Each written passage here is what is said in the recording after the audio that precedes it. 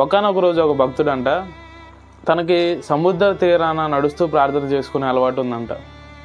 అయితే ప్రతిసారి సముద్ర తీరాన్ని నడిచేటప్పుడు 2 ఇతని అడుగులు 2 దేవుని అడుగులు కనిపిస్తూ ఉండేయంట. అయితే ఇతనికి బాగా కష్టాలు శ్రమలు వచ్చినప్పుడు 2 అడుగులు మాత్రమే కనిపిస్తూ ఉన్నాయంట. అయితే ఇతను అనుకుంటున్నాడు, దేవుడేంది ఇప్పుడు లేడు నా దగ్గర, ఇంత కష్టాల్లో నేను ఉన్నాను కదా, ఇన్ని శ్రమలు నాకు వచ్చాయి కదా, ఈ సమయాన్ని దేవుడు నాతో లేడు అని అనుకుంటూ ఉన్నాడంట. అయితే మరొక రోజు తర్వాత రోజు కూడా యథావిధిగా వచ్చి ప్రార్థన చేసుకుంటూ ఉన్నాడంట. అయినా సరే 2 అడుగులు కనిపిస్తూ ఉన్నాయంట. ఇంటికి వెళ్ళి తలుపులు వేసుకొని గట్టిగా ఏడుస్తూ ప్రార్థన చేశాడంట.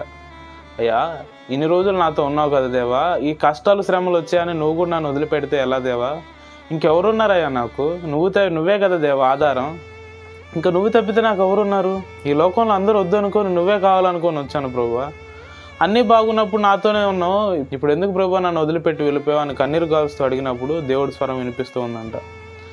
అయ్యా, ఇన్ని రోజులు నీ పక్కనే నడిచాను, అందుకని 2 కాలు అడుగులు కనిపించాయి, ఈరోజు ఇన్ని కష్టాలను బట్టి ఇన్ని శ్రమలను బట్టి నేను నీతో లేను అనుకుంటున్నావు, కానీ ఇప్పుడు కనిపిస్తున్న అడుగులు నీ కాదయ్యా, నావి అడుగులు, ఇన్ని రోజులు నీ పక్కన నడిచాను, అంతా బాగుంది కాబట్టి ఇప్పుడు నువ్వు అన్ని శ్రమల్లో కష్టాల్లో ఉన్నావు కాబట్టి నేను ఎత్తుకొని నడుస్తున్నాను, నేను నా భుజాల మీద ఉన్నావయ్యా, నేను ఎత్తుకొని నడుస్తున్నాను, ఆ 2 అడుగులు నావి అన్నాడంట. అయితే ఈ భక్తుడు తేరుకొని తనతో దేవుడు ఉన్నాడని గ్రహిస్తూ ఇంకా తన జీవితం కొనసాగించాడంట. చాలాసార్లు మనకు ఎదురయ్యే పరిస్థితులను బట్టి మనం కృంగిపోతూ దిగజారిపోతూ ఉంటాం. ఇంకా దేవుడు కూడా నాకు సహాయం చేయట్లేదు, ఈ పరిస్థితులను బట్టి దేవుడు కూడా నాకు సహాయం చేయట్లేదు, ఈ ఇబ్బందులు బట్టి దేవుడు నాతో లేడు అనుకుంటూ మనం చాలామంది బాధపడుతూ ఉంటాం.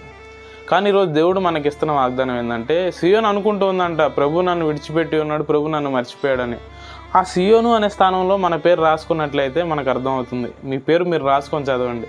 ప్రభు నేను విడిచిపెట్టి ఉన్నాడు అనుకుంటున్నావా, ప్రభు నేను మర్చిపోయాడు అనుకుంటున్నావా, కానీ స్త్రీ తన చెంటి బిడ్డనైనా మరుస్తుంది కానీ నేను నిన్ను మరువను అని దేవుడు వాగ్దానం చేస్తున్నాడు. ధైర్యం తెచ్చుకుందాం. ఎవ్వరు మనకున్నా లేకపోయినా ఈ లోకంలో దేవుడు ఖచ్చితంగా మనతోనే ఉంటాడు. దేవుని మనసులో మనకు ఎప్పుడు స్థానం ఉంటుంది.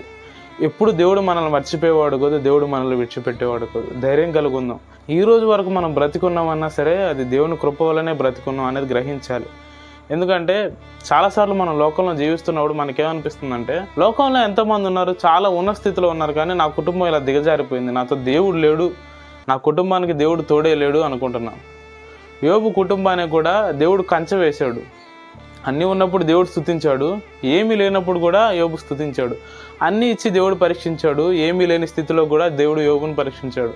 ఈరోజు పరీక్షా కాలంలో మనం ఉన్నామేమో, ఆ పరిస్థితులను బట్టి దేవుడు మనతో లేడు అనిపిస్తూ ఉంటుంది, కానీ దేవుడు మనకిస్తున్న వాగ్దానం ఏంటంటే, ఎప్పుడు నీతోనే ఉన్నాను, నేను ఎప్పుడు నేను మర్చిపోలేదని దేవుడు మనతో మాట్లాడుతున్నాడు.